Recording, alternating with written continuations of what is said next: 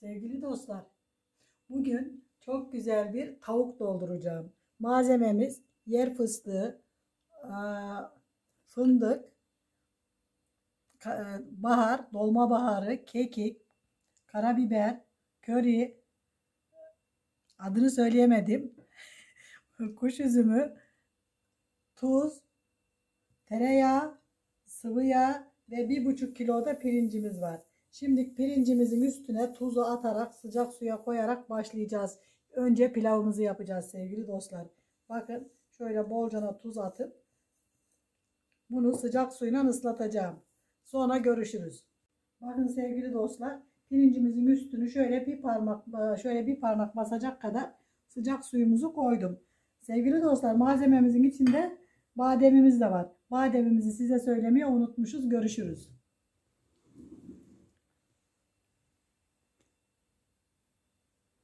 Tamam oğlum. Sevgili dostlar, 250 gram yağımız var. Şöyle yarım bardakta, su bardağıyla yarım bardakta zeytinyağı koydum ve pilavımıza başlıyoruz sevgili dostlar. Yağımızı şöyle biraz eritelim. Pilavımız eğer yağsı az olursa kuru oluyor sevgili dostlar. Böyle kuru bir de şey istemiyorum. Pilav da istemiyorum ben, böyle bol yağlıca olsun ki şöyle güzel olsun. Pilavımız tane tane olsun. Şimdi tamam. Şimdi pirinçlerimizi döküyoruz. Bakın ıslattığımız pirincimizi tertemiz yıkadık ve tenceremize koyduk. Birazcık kavuracağız bunu. Sevgili dostlar, lezzetli pilav istiyorsanız kavurun. Bereketli pilav istiyorsanız kavurmadan sıcak suya atın. Sıcak suya atılan pilav daha çok kabarıyor ve daha çok güzel oluyor. Ama kavurursanız da gerçekten mükemmel bir lezzet yakalamış oluyorsunuz. Tamam, sonra görüşürüz bu kavrulduktan sonra. Bakın sevgili dostlar, bademimizi koydum. Yer fıstığımızı koydum. Yarısı dışına gitti. Kusuruma bakmayın. Heyecan var biraz sevgili dostlar. Kuş üzümümüzü koydum. Ayıklayıp yıkadım. Ondan sonra şöyle, adını diyemedim. Sen de Halil'im. Neydi bunun adı? Fındık. Fındığımızı koydum. Dolma baharımızı koydum. Ondan sonra karabiberimizi koydum. Kimyonumuzu koydum. Körimizi koydum. Birazcık da kekiğimizi koydum. Böylece şimdi karıştırmaya devam ediyorum sevgili dostlar. Şöyle güzel bir karıştıralım, harmanlayalım. Ondan sonra da suyunu ilave edeceğiz inşallah. Böyle bakın, harika bir görünüm oldu. Rengarenk oldu sevgili dostlar. Şimdi sevgili dostlar, bunun suyunu biraz az koyacağım. Niye? Çünkü eğer çok pişirirsek tavuğumuzun içinde ne olur? Hamur gibi olur. Eğer biraz diri pişireceğim, tavuğumuzun içine koyacağı ayırıp tekrar üzerine su koyarak normal pilav haline getireceğim kalanını. Şimdi suyunu ekleyelim. Sevgili dostlar, 1,5 kilo bulgur pirincimiz var. Pardon. Sevgili dostlar, bakın tereyağımızı koydum. Yarım bardak sıvı yağımızı koydum.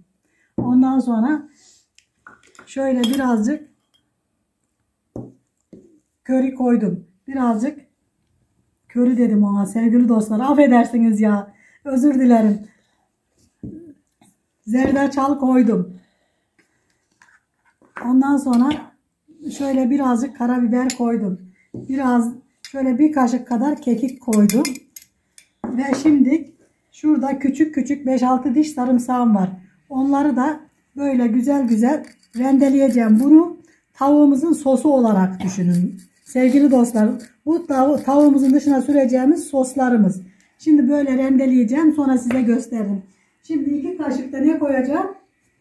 Yoğurt koyacağım. Benim yoğurdum ev yoğurdu sevgili dostlar.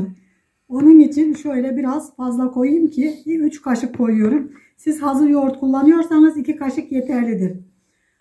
Sonra Birazcık da tuz koyacağım sevgili dostlar. Şöyle biraz da tuz koydum. Şimdi bir kaşık da salça koydum mu benim işim tamam. Sevgili dostlar, sonrasına koyacağım yine. Özür dilerim. Salça almayı unutmuşum. Sevgili dostlar, dilek olmadan ancak bu kadar oluyor. Bakın böyle bir çinkede salça. Tamam. Böylece bunu şimdi güzelce ne yapıyorum? Karıştırıyorum. Karıştırdığımda sürerken görüşürüz sevgili dostlar. Tamam. Sevgili dostlar, bakın tavuğumuzun içini güzelce dolduruyoruz. Pilavını hazırlamıştım. Biraz diri olacak. Siz üstüne biraz daha pişireceksiniz geriye kalanını. Bunu daha önce de söylemiştim. Eğer öyle bir şey yapmazsak tavuğun içindeki pilavlar hamur gibi olur normal pişirirsek. Şimdi güzelce içini dolduruyorum. Tamam, ben bunu doldurana kadar kızım sen de bana bir iplik getirsene. Yine burada da iplik yok. Tamam anneciğim. Sevgili dostlar, şimdi şöyle elime geçiriyorum ve şuradan aldığım ipi buna geçirdiğimizde emin olun bağlama işlemimiz tamam olacak. Çünkü eğer biz bunu böyle bağlamazsak sevgili dostlar dağılır. Dağılmasını istemiyorsak ne yapacağız? İpimizi böyle güzelce tavuğumuzun ayağını da bağlayacağız. Ve geriye kalan sosumuzu da güzelce sıyırıp her yerine ne yapacağız? Yedireceğiz inşallah.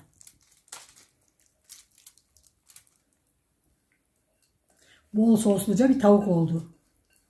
Şu an akşamın ilerleme saatinde sıcak sıcak servis etmek için son 1-2 saat kala yapıyoruz. Yani illa herkes yapmak zorunda değil. Erkenden hazırlamak zorunda değil. Dostlar, İnanın farkı göreceksiniz. Şimdi ne yapıyoruz? Bunları kaldırıyoruz ve tavuğumuzu güzelce sosluyoruz. Hepsimizi hazırladık sevgili dostlar. Bakın altına folyo, üstüne de pişirme kağıdı, yani yağlı kağıt. Şöyle alıyoruz tavuğumuzu. Sonra da sosumuzu alıyoruz. Şöyle güzelce bir sosu iyicene buluyoruz. Sonra da şu şekilde hepsimizin içine yatırıyoruz. Ve alabildiği kadar iyicene her yerini sosluyoruz sevgili dostlar.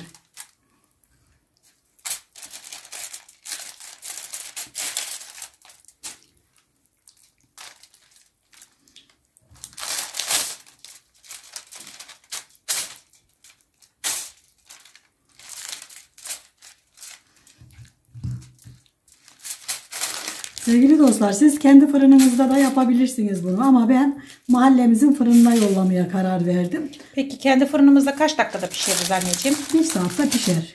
Kaç derecede? 250 derecede. Tamam.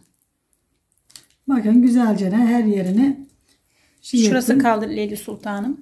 Orayı göremiyorum. Daha sürerim. Şu ayaklarını bir bağlayıp bakacağım. Kontrol edeceğim. Ama önce ayaklarını bir bağlamam lazım. Tamam. Hadi Sen şimdi bana bir ip bul gel. Ayaklarını tamam. bir bağlayalım bunu. Sevgili dostlar, şimdi şöyle elime geçiriyorum ve şuradan aldığım ipi buna geçirdiğimizde emin olun bağlama işlemimiz tamam olacak. Çünkü eğer biz bunu böyle bağlamazsak sevgili dostlar dağılır. Dağılmasını istemiyorsak ne yapacağız? İpimizi böyle güzelce tavuğumuzun ayağını da bağlayacağız. Ve geriye kalan sosumuzu da güzelce sıyırıp her yerine ne yapacağız? Yedireceğiz inşallah.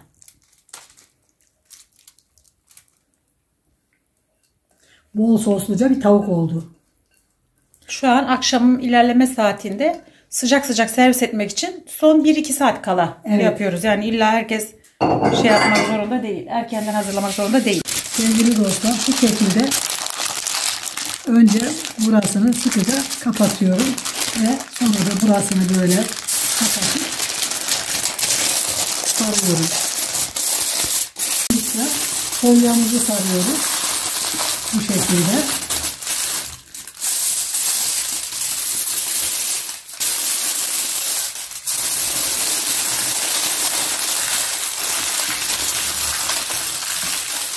Sevgili dostlar, eğer folyamızı altına pişirme kağıdı sarmazsak folya çok sağlıklı değil. Onun için ne yapıyoruz? 2 kat sarıyoruz ve fırında çok harika pişip kızarıp gelecek Allah'ın izniyle. Anne pişirirken su koyacak mılar mı onlar? Evet. İsteyen koyar, isteyen koymaz. Direkt de pişirebiliyor yani. Tabii. Fırının şeyine bağlı. Yapısına bağlı. Turbosu varsa mesela açılabiliyorsa güzel olur. Şimdi böylece bunu fırınımıza yolluyoruz. Hoşça kalın. Hoşça kalın. Piştiğinde görüşürüz. Şöyle birazcık pilavdan altına koyuyorum. Şöyle. Bir dakika. Şöyle pilavımızı şöyle yapalım. Çok da güzel pişmiş. Vallahi dağılacak. Nasıl yapacağız ya? Dur şimdi ona çaresine bakacağım. Tamam. Bakın sevgili dostlar, tavuğumuz çok güzel pişmiş. Ayaklarıyla kanatları da buraya düşmüş. Hemen monte edelim. Monte etmemize hiç gerek yok. Düşmüş buraya. Yapacak bir şeyimiz yok. Çok sıcak olduğu için biraz zorlandım sevgili dostlar. Şimdi şöyle sevgili dostlar kenarlarını besleyelim.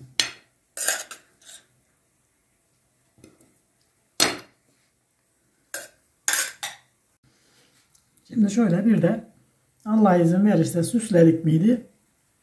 Bizden iyicesi yok sevgili dostlar. Nelerle süslüyorsun? Süsleme aletlerin neler? Süsleme aletim yeşil biber, kırmızı biber ve limon. Ha, şöyle çevireyim. Şöyle süsleyelim de sevgili dostlar güzel görüksün.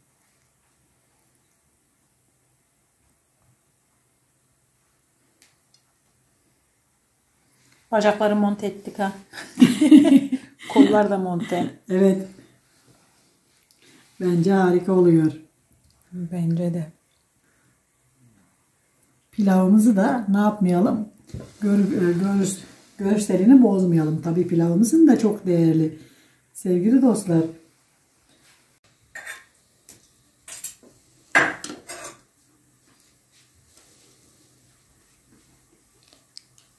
Anneciğim çevirirsen sevinirim. Ben tek elimle hem çekim yapıp hem çeviremiyorum.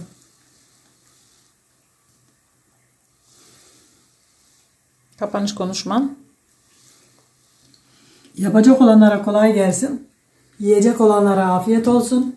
Herkese bu güzelim yeni yılda inşallah Allah hayırlı uğurlu etsin. Herkesin gönlünde ne dileği varsa, yeni yılda ne beklentileri varsa onu kabul etsin inşallah.